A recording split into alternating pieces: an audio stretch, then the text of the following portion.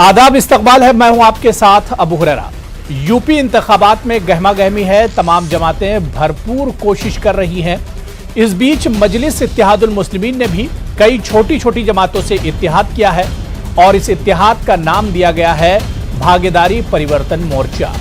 MIM chief Asaduddin Owaisi ने बाकायदा ऐलान किया है कि अगर भागीदारी परिवर्तन मोर्चा यूपी में इख्तिदार में आता है तो वो 2 वजीर आला यानी 2 CM बनाएंगे और 3 डिप्टी CM यानी 3 नायब वजीर आला बनाए जाएंगे। इसके अलावा उन्होंने कहा कि सरकार में दलित, पिछड़ा समाज, मुसलमान, OBC सभी की नुमाइंदगी होगी। सवाल ये उठता है कि क्या ओवैसी का 2 CM का तस्वुर क्या महज सियासी है या इसके आखिर क्या कुछ माने निकाले जाएं?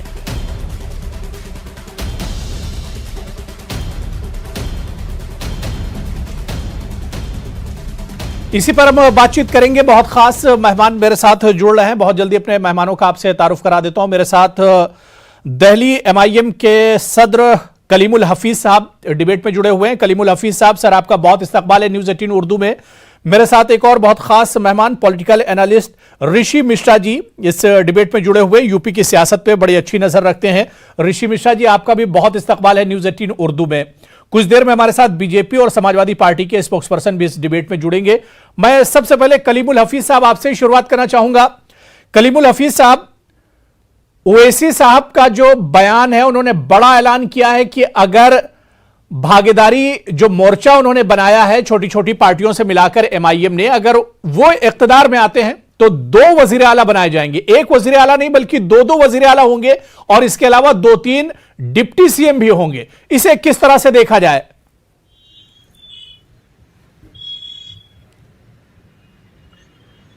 अबू हुरैरा साहब, उत्तर प्रदेश भारत का सबसे बड़ा सूबा है जी, और हर पैमाने पे वो सबसे पीछे है। सबसे ज्यादा वो सामाजिक न्याय में सबसे पीछे है।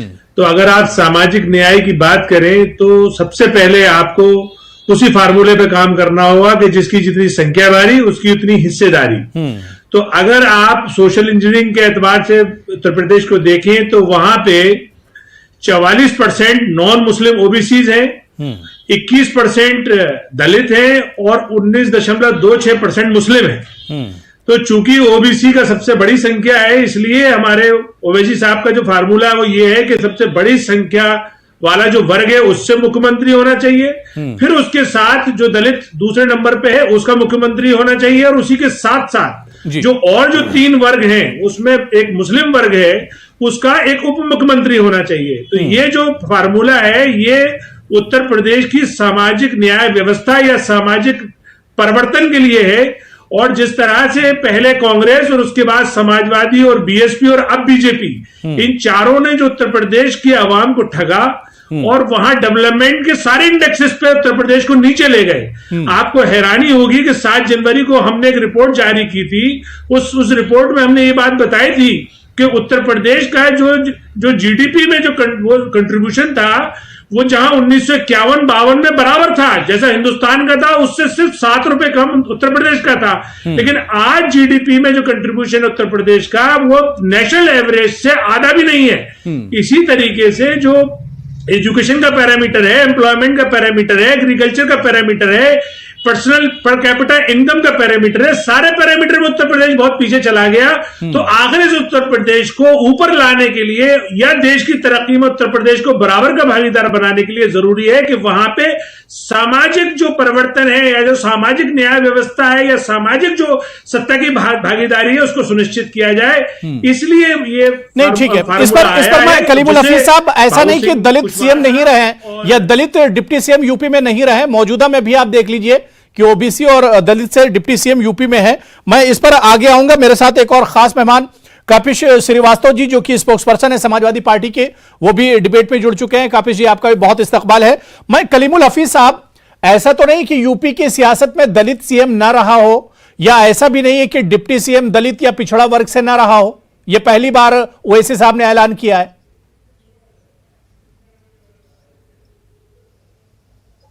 तक जो रहा वो जिस समाज का भी या जिस वर्ग का भी सीएम रहा उसने अपने समाज का तो किया। जैसे दलित वर्ग से मायावती जी मुख्यमंत्री रही तो बहन जी ने अपने समाज को तो ऊपर कर लिया, अपने दलितों में भी सिर्फ अपना जो वर्ग जो उनका जाटव समाज है उसको तो उन्होंने सारे पदों पे बिठा दिया, उसकी तरक्की कर दी। बाकी जो दलित बचे जो 11% उनकी अनदेखी कर दी। इसी तरीके से पिछड़ों की भी अनदेखी की और बाकी समाज की खासतौर से मुसलमानों की अनदेखी की। यही हाल मुलायम सिंह ने किया और मुलायम सिंह के बाद उनके बेटे ने किया।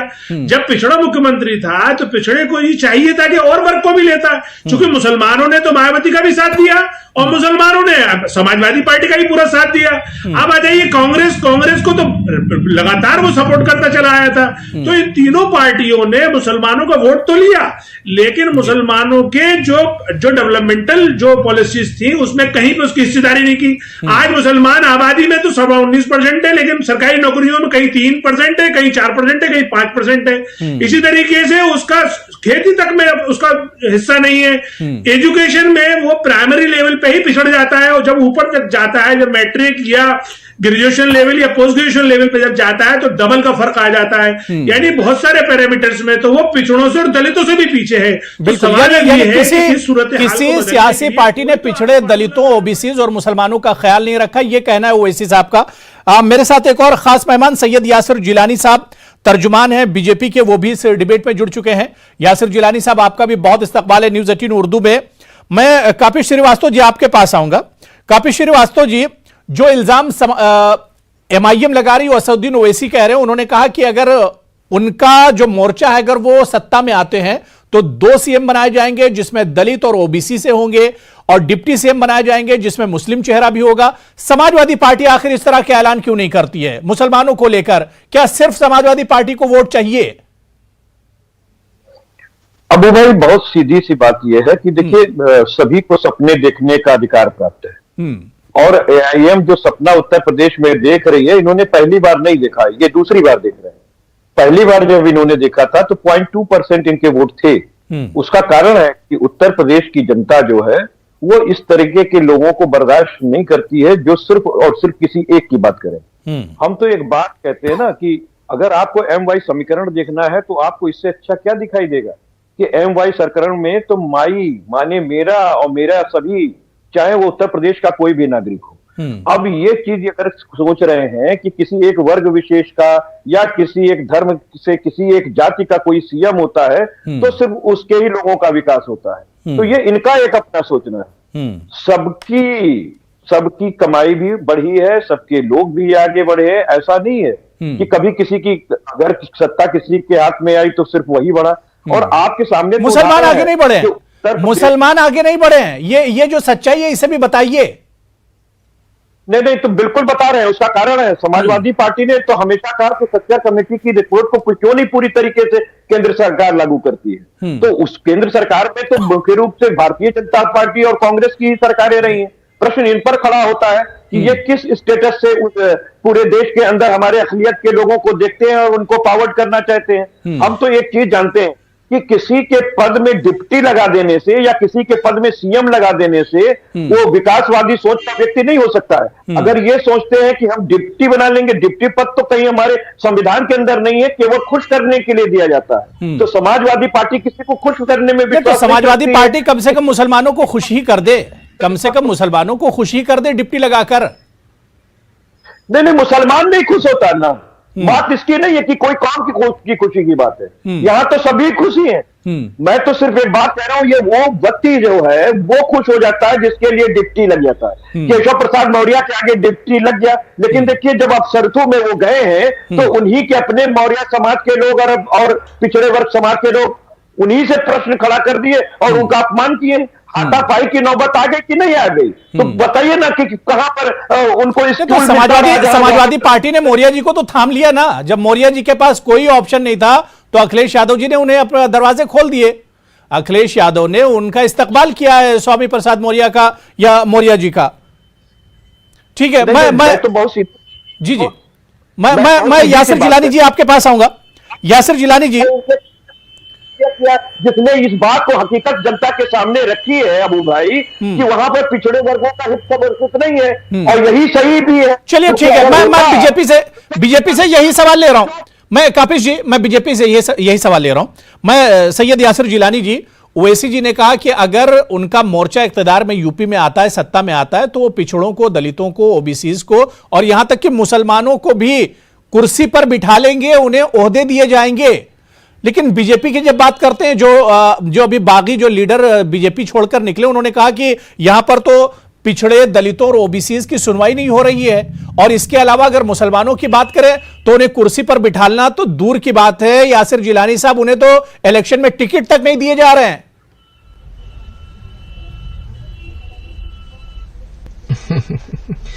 अबू हुरैरा साहब, देखिए, मैं उत्तर प्रदेश के बड़े इंटीरियर पार्ट में हूं और मेरी आवाज मुझे लगता है कि अगर जा रही होगी तो मुझे मैंने किसी को इंटरप्ट नहीं किया है, मुझे भी इंटरप्ट ना करें जो लोग मेरे साथ जुड़े हुए हैं। नहीं, बिल्कुल। देखिए, एक तो मुंगेरी लाल के हसीन सपने देखने वाले लीडर हैं, और वो लीडर जो खुद अपने ही कौम को अपने अल्फाजों से बार बार जलील करते हैं, बार बार अपने ही अल्फाजों से अपने लोगों को ऐसी बात करते हैं। मुझे लगता है कि लाइट लगता है कम हो गई है। आवाज सुन। जी, मैं सुन पा रहा हूं। आप जी हेलो, आवाज आ रही है, आपकी आवाज आ रही है। देखिए, और दूसरी तरफ है समाजवादी पार्टी। समाजवादी पार्टी में हमने हमेशा से देखा है कि मुसलमानों को किस तरीके से हमने वो भी सीन देखा है जब एक मौलाना इनके नेता हुआ करते थे। इस बार उन्हें टिकट नहीं दिया, पिछली बार टिकट दिया था। अखिलेश यादव जी के स्टेज पे जहां मुलायम सिंह यादव थे, उनको गले में उनके गिरहबान को पकड़ के स्टेज से नीचे फेंक दिया जाता है। देखिए, मसला इसलिए मैं इस तरह की बात कर रहा हूं क्योंकि इन लोगों ने मुसलमान को वोट बैंक समझ के जो पिछले 70 साल में खेल किया और मुसलमानों को हाशिए पे लाके खड़ा कर दिया, उसके लिए विपक्ष पूरी तौर से जिम्मेदार है। मैं आपको बिलीव करिए, मैं इस वक्त संभल के, जो उत्तर प्रदेश का संभल का जिला है, मैं वहां पे हूं और मैं मुसलमानों की हालत के लिए बीजेपी जिम्मेदार नहीं। यासिर जिलानी जी, मुलाकात करिए। वो यासिर जिलानी जी, बीजेपी जिम्मेदार नहीं मुसलमानों की इस हालत नहीं, क्यों जिम्मेदार है बीजेपी? बताइए, बीजेपी ने कभी वोट बैंक बनाया? कभी वोट बैंक बनाया बीजेपी ने? कभी ये कहा कि ये हमारे वोट बैंक है? कभी लालच दिया? मतलब मुसलमानों का वोट भी नहीं चाहिए और मुसलमानों का डेवलपमेंट भी नहीं करेंगे। मुसलमानों का वोट भी नहीं चाहिए, मुसलमानों का डेवलपमेंट नहीं करेंगे, यही कहना है। नहीं है जहां पे इस वक्त आपको जी, मैं ये कह रहा हूं कि बीजेपी को मुसलमानों का वोट भी नहीं चाहिए और मुसलमानों का डेवलपमेंट भी नहीं करेंगे। ना उन्हें लीडरशिप देंगे, ना उन्हें एजुकेशन देंगे, ना उन्हें हेल्थ में उनका कोई हिस्सेदारी होगी। देखिए देखिए, क्या आप सुनिएगा तब तो मैं आपको बताऊंगा कि कहां हिस्सेदारी सरकार ने दी है, किस तरीके से मुसलमान सियासत की हिस्सेदारी की बात हो रही है। माफ कीजिएगा यासिर जिलानी जी, आपने गैस सिलेंडर कितने दे दिए मुसलमानों को, कितने घर बनवा दिए? यहां पर बात हम कर रहे हैं, जो टॉपिक है मुसलमानों की सियासी हिस्सेदारी, मुसलमानों की मुस्लिम लीडरशिप। जी देखिए अबू हुरैरा साहब, मुसलमानों की मुस्लिम लीडरशिप पे हम बहस करेंगे, 2 दिन निकल जाएगा। बताइए, एक किसी दल को जिसने सियासी तौर पे मुसलमानों को आज तक मजबूत किया। एक तरफ समाजवादी कांग्रेस और बसपा है जिसने गुलाम बना के रखा, एक तरफ हैदराबाद के भाई घूम रहे हैं जो जलील कर रहे हैं, अपने अल्फाजों से कौम को गालियां दे रहे हैं। एक तरफ आप देखिए कि अगर कोई सबका साथ, विकास और विश्वास की बात करती है तो वो भारतीय जनता पार्टी है। नहीं तो आप देखिए, आप दोनों को देखिए, आप उनके अल्फाजों को अगर उस पर बहस करें, अपने यहाँ तो 7 MLA से ज्यादा जीत नहीं पाए, लेकिन उत्तर प्रदेश के मुसलमानों को फिरका परस्ती में मिला के और एक दूसरे से लड़ा रहे हैं, फिरकों में लड़ा रहे हैं। चलिए ठीक है, मैंने यासिर जिलानी जी, आपने काफी टाइम दे दिया। मैं कलीमुल हफीज साहब कुछ कहना चाह रहे हैं, उसके बाद ऋषि मिश्रा जी मैं आपके पास आ रहा हूं सर। जी कलीमुल हफीज साहब।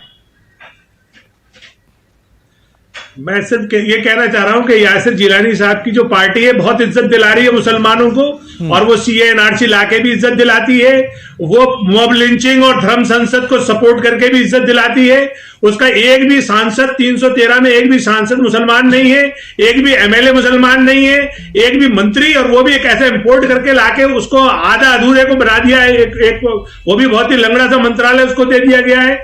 दूसरी बात, ये जो कहते हैं कि सपने देख रहे हैं, जी हाँ, असदुद्दीन ओवैसी साहब ने ऐसे तंग माहौल में हिंदुस्तान के मुस्लिम नौजवानों को सपने देखने का सिखाया है। उन्होंने कहा है कि नौजवानों ख्वाब देखो, जब ख्वाब देखोगे तब तुम इसे पूरा करने की जद्दोजहद में लग जाओगे। और यही जलील आपका बस चले, देखिए आपका बस चले तो आप तो हर जगह जलील कर दो। चलिए ठीक है, देखिए ऋषि मिश्रा जी बहुत देर से वेट कर रहे हैं। ठीक है, बात हो गई। कलीमुल हफीज साहब ने पिछली यासिर जिलानी जी, कलीमुल हफीज जी, बात हो गई। ऋषि मिश्रा जी बहुत देर से वेट कर रहे हैं, यूपी की सियासत पर उनकी अच्छी नजर है। ओवैसी साहब के इस नए फॉर्मूले का आखिर मतलब क्या है? ऋषि मिश्रा जी, जो फॉर्मूला ओवैसी साहब ने दिया है कि अगर उनका मोर्चा इख्तिदार में और सत्ता में आता है तो किस तरह से वो 2 सीएम लेकर आएंगे, 3 डिप्टी सीएम बनाएंगे, उनके इस ऐलान को किस तरह से देखा जाए यूपी चुनाव में? ये अबू भाई, मेरा शुरू से मानना है कि जिसकी जितनी आबादी उसकी उतनी भागीदारी, और किसी भी देश का डेवलपमेंट तभी होगा जब आप सभी समाज, सभी वर्गों को लेकर चलेंगे। और मैं असदुद्दीन ओवैसी साहब के इस बयान का स्वागत करता हूं कि यदि उनकी पार्टी है या उनके मोर्चे की सरकार आती है तो सभी वर्गों को रिप्रेजेंटेशन दिया जाएगा। लेकिन सवाल ये उठता है कि असदुद्दीन ओवैसी की नैरेटिव तो अच्छी है, लेकिन क्या वह उनकी जो संगठन है या उनकी जो पार्टी है, क्या उसको कैश करने के लिए सक्षम है? और मुझे नहीं लगता है कि असदुद्दीन ओवैसी की संगठन उत्तर प्रदेश में उतनी मजबूत है। जहां तक देखिए, जहां तक मुसलमानों की बात है अबू भाई, तो हिंदुस्तान में आजादी के बाद से अब तक मुसलमानों को कहीं ना कहीं रिप्रेजेंट गैर मुसलमान लीडरशिप ने किया है। आप देख लीजिए, वर्तमान में देखिए बिहार में जनरली मुसलमान जो हैं आरजेडी के साथ रहते हैं, उनके रहनुमा लालू यादव हैं जो हिंदू हैं। उत्तर प्रदेश में आप देखेंगे तो मुलायम सिंह यादव है। तो मैं ये कहता हूं कि देखिए 19% उत्तर प्रदेश में मुसलमान है, तो क्या उनकी जो आबादी है उसके अनुसार से उनकी भागीदारी नहीं मिलनी चाहिए? समाजवादी पार्टी के जो मुखिया हैं, जिस समुदाय से आते हैं, वो सिर्फ 10% है, यादव 10-12% है। तो 10-12% वाले जब सीएम बन सकते हैं तो 19% वाले मुख्यमंत्री क्यों नहीं बन सकते हैं? बिल्कुल सवाल ये उठता है। दूसरा सवाल बीजेपी के नुमाइंदे जिलानी जी से है, ये कहते हैं कि मेरी पार्टी कोई भेदभाव नहीं करती है। तो आसाम के मुख्यमंत्री तो फिलहाल 6 महीने पहले उन्होंने अपने चुनाव में कहा मुसलमानों को वोट नहीं चाहिए। एक तरफ इनके केंद्रीय मंत्री कहते हैं हरा मतलब पाकिस्तान और हरा मतलब मुसलमान, तो आप मुसलमान को पाकिस्तान से वोट कर देते हैं। आपने समझने में थोड़ी गलतफहमी हुई थी ऋषि मिश्रा जी, आप अच्छे पत्रकार हैं। आप मुझे कंप्लीट करने दीजिए, मुझे कंप्लीट करने दीजिए। कांग्रेस की तरफ से बोलते हैं वो अलग बात है, लेकिन मुझे उन्होंने ये बात नहीं कही थी। उन्होंने कहा था कि हम, देखिए मुझे कंप्लीट करने दीजिए। मैं पत्रकार हूं और मैं ऐसे सोच समझ के ही बोलता हूं, ऐसे नहीं बोलता हूं। नहीं ठीक है, सवाल जिलानी जी से है या सवाल समाजवादी पार्टी से है। आप तुलनात्मक देखिए, समाजवादी पार्टी पहले जितने मुसलमानों को टिकट देते थे या कांग्रेस देती थी, क्या वर्तमान परिस्थिति में कांग्रेस या समाजवादी पार्टी दी है? या सवाल बसपा बीजेपी से भी है। एक तरफ आप कहते हैं सबका साथ, सबका विकास और सबका विश्वास, तो सबका विश्वास तब होगा जब आप समुचित राजनीतिक भागीदारी एक कौम, एक समुदाय को देंगे। उत्तर प्रदेश में अभी ठीक है, मैं कलीमुल हफीज साहब कर लूं। बिल्कुल जाहिर सी बात है, ऋषि मिश्रा जी जो बात कह रहे हैं ये बहुत इंपॉर्टेंट है कि आखिर मुसलमानों को उनकी हैसियत के एतबार से सियासत में क्यों नहीं रखा गया? मुसलमान आज अगर इस खस्ता हालत में, तो इसके लिए जिम्मेदार कौन है? कलीमुल हफीज साहब, एक एम और एक टारगेट ओवैसी साहब का, ये एमआईएम का जरूर है, इस मोर्चे का जरूर है, लेकिन ये बहुत मुश्किल, क्या आपको नहीं लगता है कहीं ये सिर्फ बयान, सियासी बयान तो नहीं ओवैसी साहब का कि यूपी में इस तरह का बयान दिया जाए और इसका फायदा उठाया जाए? नहीं, देखिए मुसलमानों ने जहां जहां अपनी क़यादत डेवलप की, उन्होंने केरला में अपनी डेवलप की और दूसरी पार्टियों के साथ अपने मुश्तरका उन्होंने गवर्नमेंट बनाई और अपना डेवलपमेंट किया। वो सारे पैरामीटर्स में वो जो और दूसरे हिंदुस्तानी है उनके बराबर आ गए। इसी तरीके से तेलंगाना में जो दूसरी हुकूमतों के साथ उन्होंने इश्तराक किया और अपने सारे डेवलपमेंटल इंडेक्स को उन्होंने अप कर लिया। जहां तक ये लोग ये बात करते हैं कि वहां पे 8 एमएलए की चुनाव लड़ते हैं, अगर मैं आपको बता दूं तेलंगाना में 40 लाख मुसलमान रहता है, इसलिए 8 एमएलए। उत्तर प्रदेश में 5 करोड़ मुसलमान रहता है, तो आप अंदाजा लगाइएगा 40 लाख पे 8 है तो 5 करोड़ पे 100 हुए नहीं हुए। तो इसलिए इसका बात का जवाब जो अभी बहुत सारे लोगों को पेट में दर्द हो रहा था कि हम 20-100 सीटों पर क्यों लड़ रहे हैं, अब आ जाइए भागीदारी पे। देखिए सामाजिक, चलिए ठीक है कलीमुल हफीज साहब, कलीमुल हफीज साहब मेरे पास टाइम कम है। मैं काफी श्रीवास्तव जी, क्या वाकई में मुसलमानों को एक तरह से ठगा गया है सियासी तौर पर? अगर देखा जाए मुस्लिम लीडरशिप की अगर बात की जाए, क्या आपको लगता है कि जमीनी सतह पर जो हक था मुसलमानों को वो नहीं मिला है सियासत में? देखिए बहुत सीधी सी बात है, जो पावर्ड करने के लिए सच्चर कमेटी बनी और पावर्ड करने की जहां तक बात थी, जो कांग्रेस पार्टी थी और चाहे भारतीय जनता पार्टी जो सत्तारूढ़ जन थे, इन्होंने तो बिल्कुल नहीं किया। समाजवादी पार्टी ने तो सदैव अपने साथी सबको रिजर्वेशन का वादा करा था 2012 में, वो भी पूरा नहीं किया, वो भी इन्होंने पूरा नहीं किया। सीधी बात ये कह रहे हैं कि आप आज देख लीजिए 163 में से 43 उम्मीदवार हमारे जो हैं वो अल्पसंख्यक समाज से हैं और है नहीं तो आप चलिए देखिए मेरे पास वक्त की कमी है। बहुत अच्छी यहाँ पर बातचीत हो रही थी और एक लंबा इशू है, इस पर हम फिर कभी चर्चा रखेंगे और जरूर इस पर बातचीत करेंगे। पिछड़ों, मुसलमानों और दलितों या ओबीसीज की बात होती है तो उसमें फिर जो सियासी पार्टियां होती हैं वो बगले क्यों झांकती, इस पर हम और बात करेंगे। बहुत बहुत शुक्रिया, वक्त की कमी है। कापिश श्रीवास्तव जी मेरे साथ जुड़ने के लिए, कलीमुल हफीज साहब, ऋषि मिश्रा जी और यासिर जिलानी जी, सभी का बहुत बहुत शुक्रिया डिबेट में जुड़ने के लिए। आदाब।